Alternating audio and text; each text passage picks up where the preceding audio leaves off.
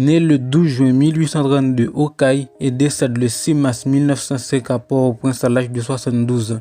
Il fut président de la République à 3 reprises, 19 juillet 1876, 17 juillet 1879, 1er septembre au 16 décembre 1888 et enfin 26 mai au 21 décembre 1902. Il fut l'un des présidents les plus influents de la République. Malgré ses plusieurs tentatives, il n'arrive pas à consolider son pouvoir, mais à la place, il fit d'Haïti une grande puissance économique et militaire.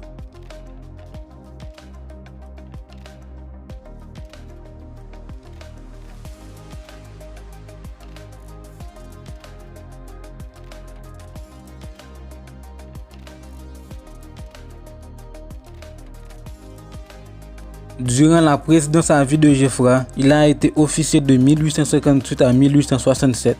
Il est ensuite devenu agriculteur après avoir pris une retraite de courte durée. Il est élu sénateur à Port-au-Prince en 1870 et commence sa carrière politique.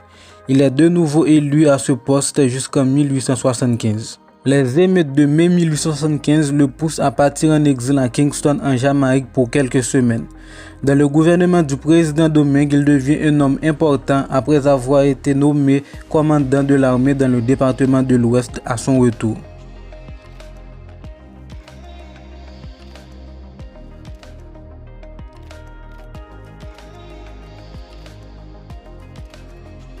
Il remplace Michel Domingue comme premier président du gouvernement provisoire le 23 avril 1876 avant de devenir finalement président d'Haïti le 17 juillet 1876 pour un mandat de 4 ans.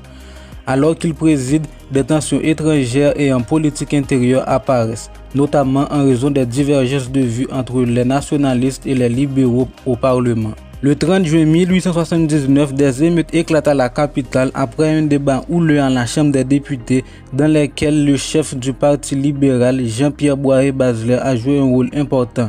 Il était en outre le fondateur et le chef du Parti libéral. Bien que le gouvernement ait réussi à rétablir la loi et l'ordre, le 17 juillet 1879, il démissionna comme président, n'arrivant pas à une médiation entre les partis libéral et national.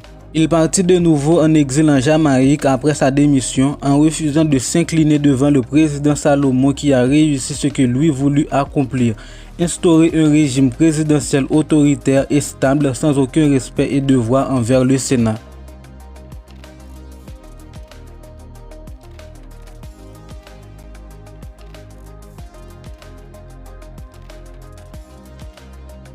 Le 10 août 1888, une révolte renverse Salomon et le condamne à l'exil. Brown Canal revient d'exil et il est renommé président d'Haïti à titre provisoire. Bien qu'il tente de conserver le pouvoir, le Sénat qui n'est pas en sa faveur négocie son départ. Mais avant de quitter le pouvoir, il choisit son successeur et intronise le 16 octobre 1888 François Denis légitime comme nouveau président de la République.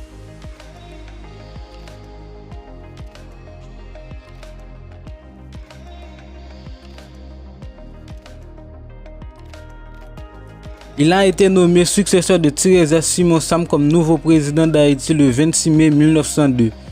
À peine arrivé au pouvoir, il doit affronter une grande opposition dirigée par son ancien allié en la personne du général Non Alexis qui lui succède par un coup d'état militaire le 17 décembre 1902.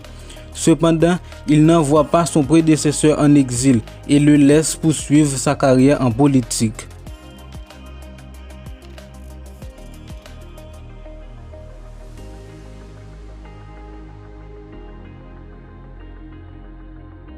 Étant l'un des politiciens les plus influents de son temps, il avait même en dehors de son propre règne une influence notable sur la politique d'Haïti.